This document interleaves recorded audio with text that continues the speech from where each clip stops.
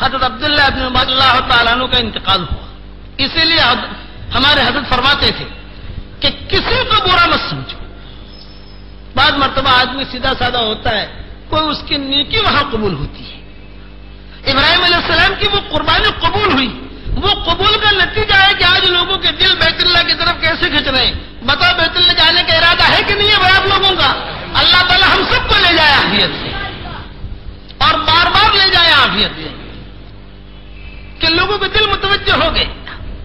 تو عبداللہ ابن مبارک رحمۃ اللہ علیہ بہت بڑے محدث، امیر المؤمنین فی الحدیث ان کا لقب ہے.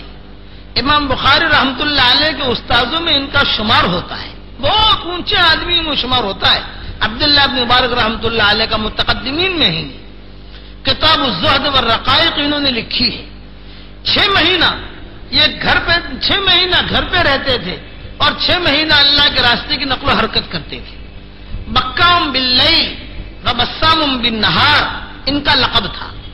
بکام باللیل و بسام بالنہار، کہ رات کو اٹھ کر اللہ کے سامنے رونے والے اور دن کو جنت کے شوق میں ہنسنے والے، یہ ان کا لقب تھا عبداللہ ابن مبارک رحمۃ اللہ علیہ کا.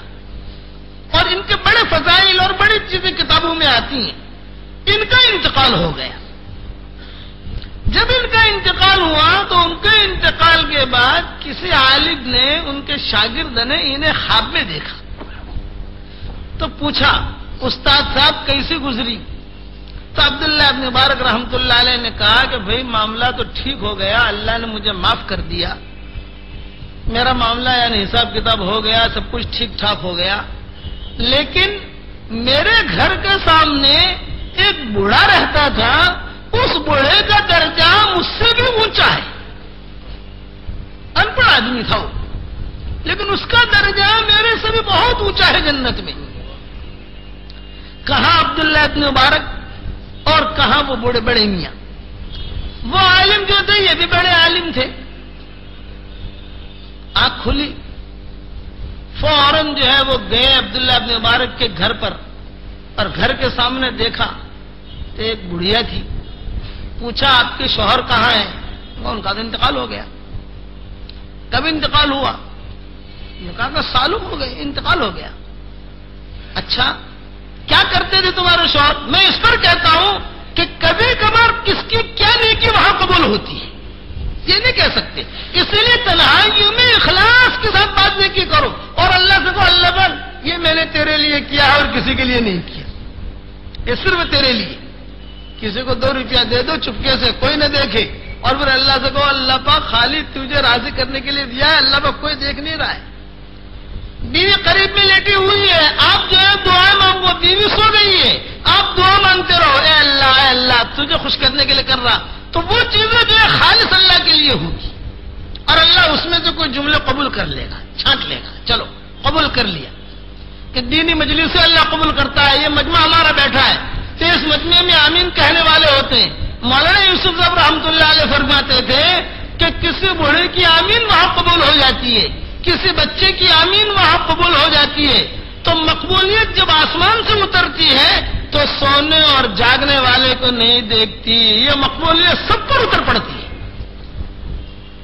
سب کو اللہ قبول کر لیتا ہے. تو عبداللہ بن مبارک رحمۃ اللہ علیہ نے کہا کہ وہ بوڑھے کا بڑے میاں کا درجہ مجھ سے بہت اونچا ہے جنت میں. وہ عالم گئے گھر پر، پوچھا شوہر کا کہ تمہارا شوہر کہاں ہے؟ ان کا تو انتقال ہو گیا. کیا کرتے تھے؟